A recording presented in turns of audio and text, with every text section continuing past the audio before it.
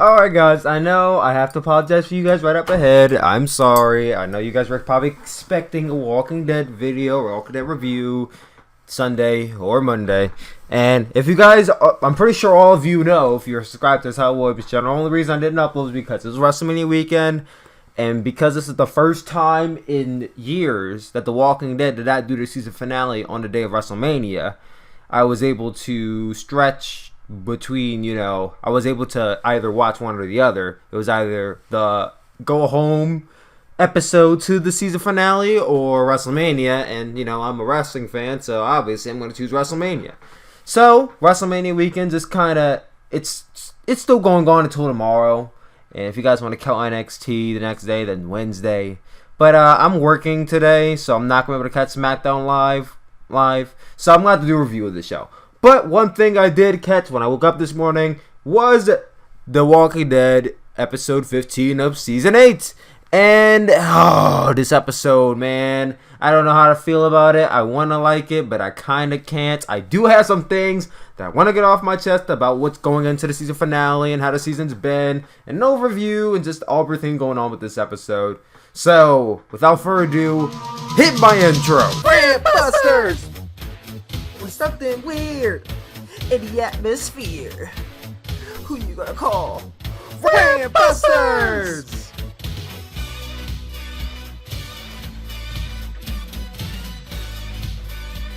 I ain't afraid of no rant. Hey, what is up, you guys? It is Tyler. Welcome back to the Tyler Williams channel. Welcome to another Walking Dead review. I just got off watching episode 15. As you guys know, that's always the go home. Well, as wrestling fans call it, the go home episode. But that was the episode before the season finale, the pre-season finale episode. Usually this episode is notorious for building up to what's going to happen in the next episode. It's usually always a hit or miss episode. It's either going to be jam-packed with a bunch of stuff, or it's going to be an episode that's mainly focused on dialogue that leads into events in the next episode. And this go round, it was more based on dialogue. And I can't really sit here and say, oh, I was expecting it to be jam-packed with action and da-da-da-da, because the past 3 episodes we've got was jam-packed. So, I want to give them a pass. We've gotten 3 good episodes in a row. They can have a dud. Okay? I'll give them that. However, you can't have a dud in the next episode because that's the finale. The finale is really going to determine whether I keep watching Walking Dead or not. I say that, but I don't know. If it all depends on how the finale goes. But we're here to talk about the episode at hand, so let's get into that. So you open with Rick reading Carl's letter, and mind you guys, he did this. Oh, mind you, Carl did this writing Rick's entire letter, and it was a whole page full, while bits by Walker. Then proceeded to write several more letters to other people, while bits. And it all concluded with Carl dying later that day. Still doesn't make too much sense to me, but hey, Carl must have had some type of little speck of immunity there for him to not die for a whole several hours before, actually biting the dust. But nonetheless, to read what Carl said, is basically a plea to make peace with Negan, as everyone could have predicted.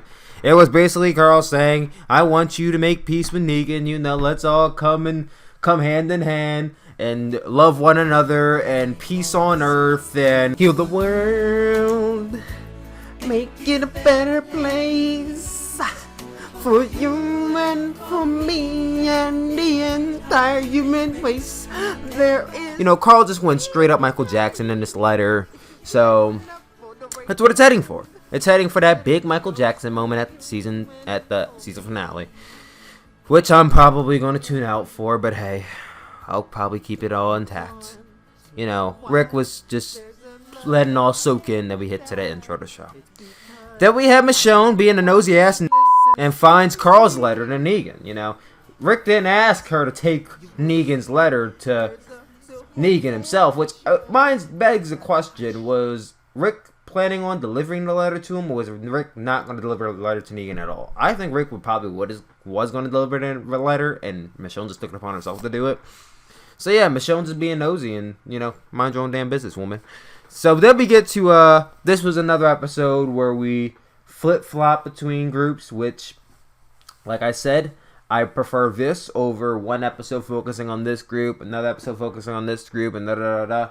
One group we did not really get in this episode was Rick's group. We only got a glimpse of Rick's group. It was mainly just, it was really a glimpse of Rick's group. Like, we got Rick for a few minutes, and then the rest of it was just the Saviors. Yeah, it was really a Savior-heavy episode. You got a little bit of the ocean. I'll get into them in a bit. Oh my god. So yeah, it was a conversation with I'm gonna call him the boss man because I tend to always forget who was the guy who was originally in control of the hilltop before Maggie basically took over. I can't think of his name, and I didn't bother looking it up. So his name will be Boss Man. So it was a conversation between Simon and the Boss Man, where Simon was basically saying that he's getting too big for his britches, you know. He's like, you know what? I appreciate all Negan's done for us, for me, but he's not the leader we want. I'm the leader we need. Ooh, you know. And Simon basically says that since you know all this information, you're gonna have to go. And Bossman takes this as, oh, you trying to send me into the woods and have me die? Well, I ain't stand for this shit. And then he starts getting up in Simon's face. Simon basically smashes him to the ground and, you know, gets all up in his face. And that's basically what happened there. Then we get to... This was the absolute most useless scene in the entire episode. There was 2 of these scenes. Maybe even 3 of these scenes. I don't exactly remember. I had that in the notes. We'll see. But we got to a shot of Aaron. He's in the woods. I totally forgot Aaron was even a character on The Walking Dead, honestly. You guys remember back, I don't remember how many episodes ago. It could have been fuck all episodes ago, honestly. If you remember back when Enid and Aaron were in some type of situation and they came across the Oceanside and Enid fucking shot the leader for God knows why. And yeah, that's the last I remember seeing of them. And I remember seeing, well, Enid, we found Enid later on. Enid's with the group, but we didn't see Aaron that much after that. And the funny thing was that Enid went back to the fucking hilltop, and it seems like no one gave a shit to go find Aaron. And anyone notice that? It seems like no one gave a shit to go find Aaron. Not a single person. I don't know if they sent Aaron on a mission or if they knew Aaron's trying to talk to Oceanside. I don't remember. But to my knowledge, it seems like Enid found her way back. And it's like, okay, so is Aaron okay? Do you care enough about Aaron? Wasn't it her idea to go with Aaron? Like, the fuck, Enid? What else did I have written down? So the Oceanside is back. So Aaron's fighting off these walkers. He's depleted. He probably hasn't eaten or drank in days. Hey guys, guess what? It's raining. I know, right? We have not seen weather change at The Walking Dead much, but we're finally getting some rain here. Some depth to the actual show, to the setting. Next up, snow. Let me not get too far ahead of myself here. But he's fighting off walkers when the Oceanside comes out of nowhere.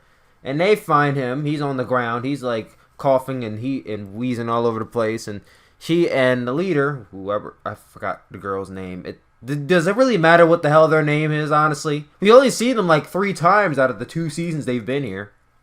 I didn't bother to remember her names. So I'm just going to call her, I don't know what to call her. So we're just going to call her leader of Oceanside. Oceanside. We're just going to call her Oceanside. So Oceanside says, you know what, just leave him. He just wants us to help him. That's his own fault for coming out here. And they walk by him, you know. Didn't give a shit. But am I supposed to care about the Oceanside? They've been here since season 7. And we've only seen them like 3 times. You get that one boring ass episode with Tara that I try to forget about. We then saw them again in season 7. I think that was the scene with Enid and Aaron.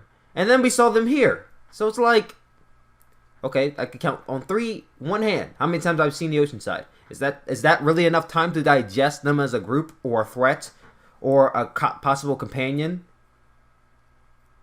No, it's not. So why should I care? Why should I care?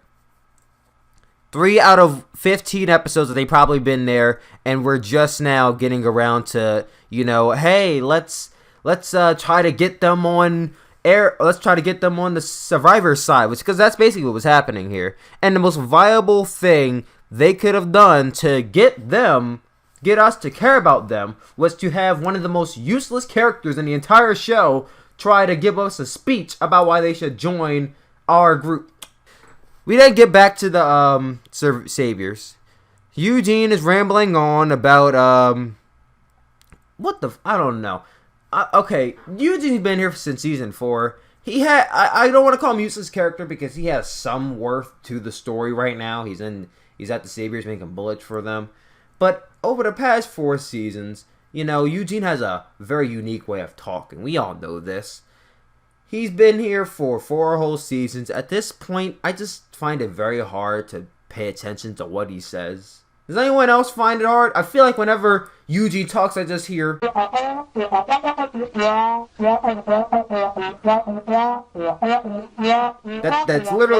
That's literally all I hear when I hear Eugene talk. He could be talking to Rick about the most important thing in the world, and all I hear is... Yeah,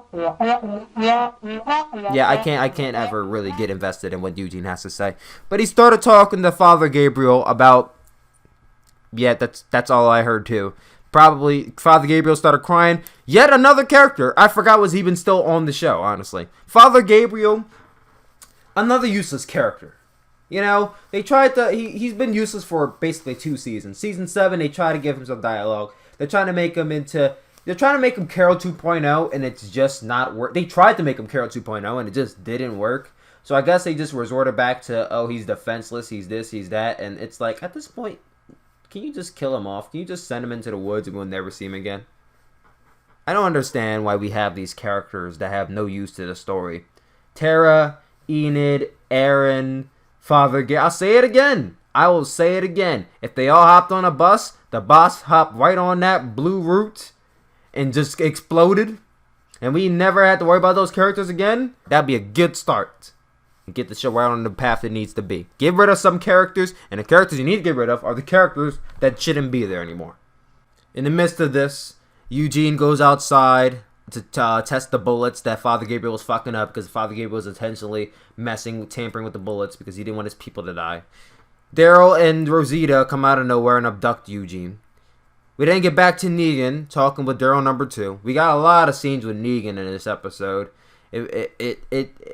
As much as I like Negan in the very beginning, I feel like Negan is really starting to annoy me right now with all the talking and the swaying and the leaning back and forth. He's talking to Daryl number 2, which, as you guys don't know, that's Dwight. That's all I've written down. I don't remember exactly what they were talking about. So Negan's back in a full effect right now. He's basically talking to Simon. He calls a meeting and everyone's there. All the leaders are there. You have Negan, Simon, Dwight number 2. You have that girl who killed Olivia back in season 7. You have a few no-name peoples that... Who the fuck cares? So they're all sitting down, and Negan comes to the realization that Simon was trying to take over in his grasp. And, why do that? Why did you take over?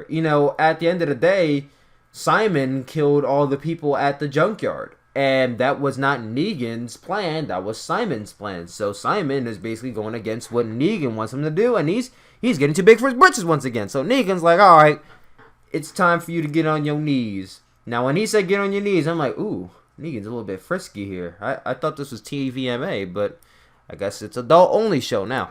Then he turns around. I'm like, oh, he's about to bludgeon Lucille. This gets me a little hype. He then decides to forgive him. And then I say, yeah. After that's all done, Simon and Daryl, number 2, go off, and he has a serious conversation with him about killing Negan and taking over. We've been hearing this for the past few episodes where Simon is just talking about, okay, I think I'm the most qualified to be our leader. Our leader's falling back. He's going soft, and I'm the one that our team needs. And he's basically now talking, let's kill Negan and let's take over for ourselves. And Dwight agrees to it, which, everyone can see from a mile away that he's basically about to bait Simon, but that's okay. So then we get back to Daryl, Rosita, and Eugene. They're about to take Eugene back to the survivors, as I call them, Rick's group. In the midst of this, Daryl is fighting off some walkers that he sees. Eugene has this very smart idea, right? He puts 2 fingers in his mouth and he projectile vomits all over Rosita and just escapes from her. That was the best thing in this entire episode. It was so funny seeing that. It's a very smart plan by Eugene. He manages to get away. We then get back to Aaron again. At this point, I was about to mentally check out of this show. He manages to fight off some more walkers, being physically depleted and whatnot. You would think that at this time he would have died because he could barely stand on his own 2 feet, but no, he was able to fight off walkers. Not really believable, but hey, let's carry on. After all this, he passes out. He wakes up and Oceanside is now surrounding him with bamboo sticks and looking like fucking rip-off Morgan and shit.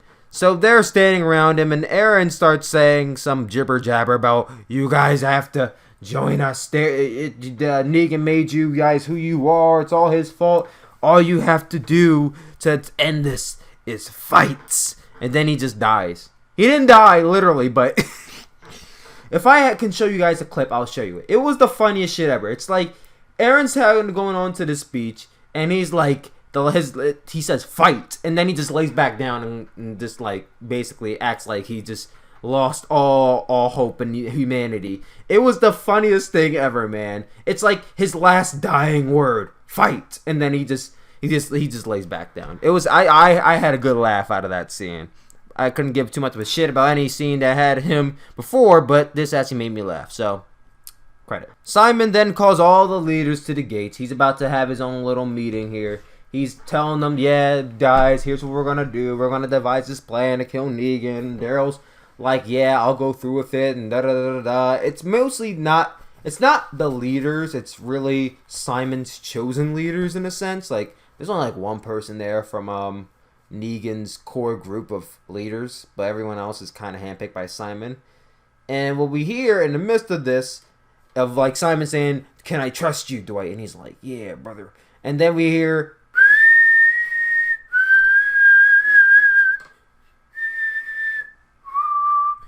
sorry for any headphone users. But we hear that. Negan comes from behind the trash bin. Like, oh, so you about to kill me now. Alright, I see how it is. I'm thinking, finally, he's about to use you, Lucille. Like, you would think that Negan is carrying this bat around. He's going to use it at some point in time. But the only time I've seen Negan actually use it was in the season 1 premiere. Literally, the only time I remember Negan ever using Lucille. So, as of this point in time, Lucille is nothing more than a prop. And, you know, with them actually having Negan on the show now, they're going to actually use the weapon. But they rarely do, if ever. So then Negan then decides, you know what? I'm not going to kill you because that's just going to dignify my actions. I'm going to give you a chance to take over the Saviors in a fist fight. Excuse me. That's not how it actually went, but Negan just basically says, I'll get you, me and you will fight. And the winner, it's basically a fight to the death. And the winner can have control over the Saviors. Simon agrees, get to the fight scene. Really cool that it didn't have any music playing in the background. It was just Negan and Simon kicking each other's ass, punching each other, kneeing each other, kicking each other.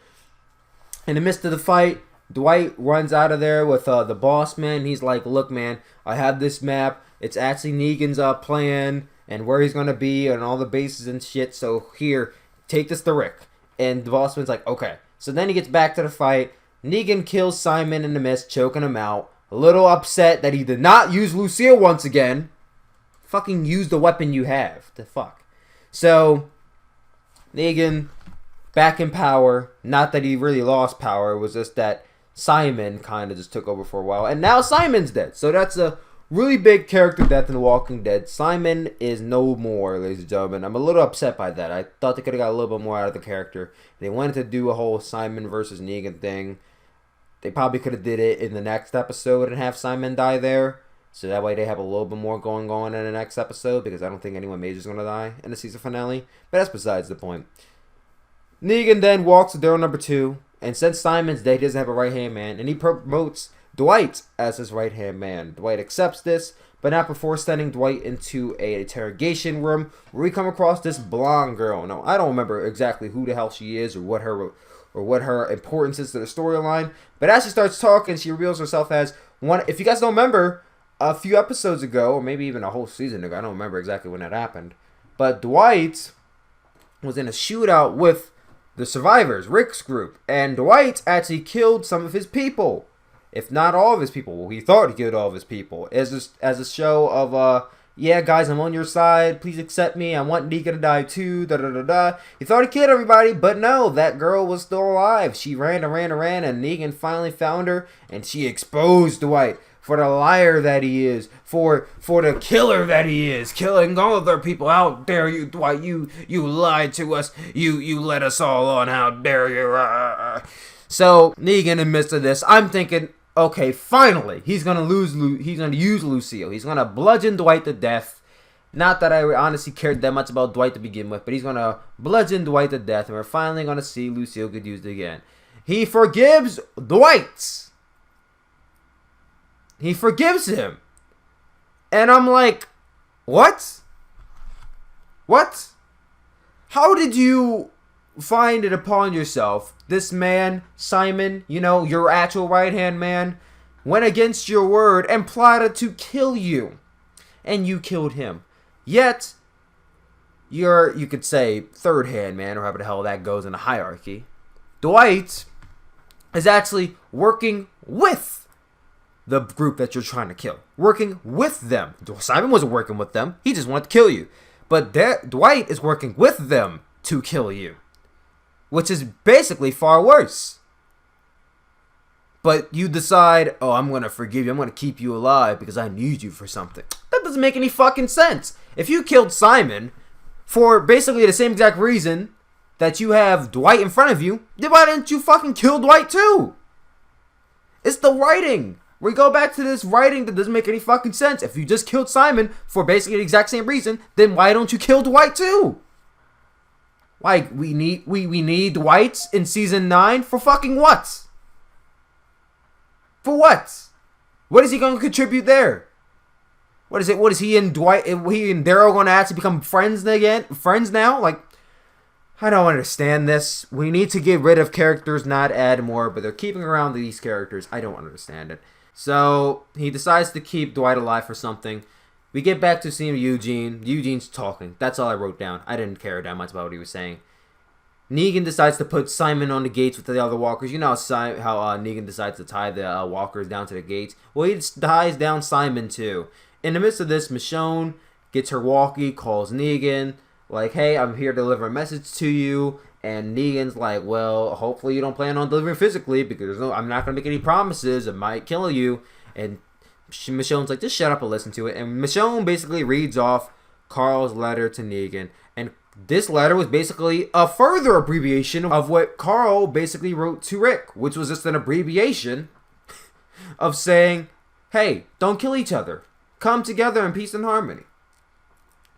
And Negan basically swears everyone and says, no, I'm going to kill all of you. And that's basically the end of the episode. So now we're led to believe that Negan's going to come through with kill. But we know this is not what it's heading for. I'll be absolutely shocked if neither Rick nor Negan nor any other major characters in the next episode actually die, let alone actually get hurt.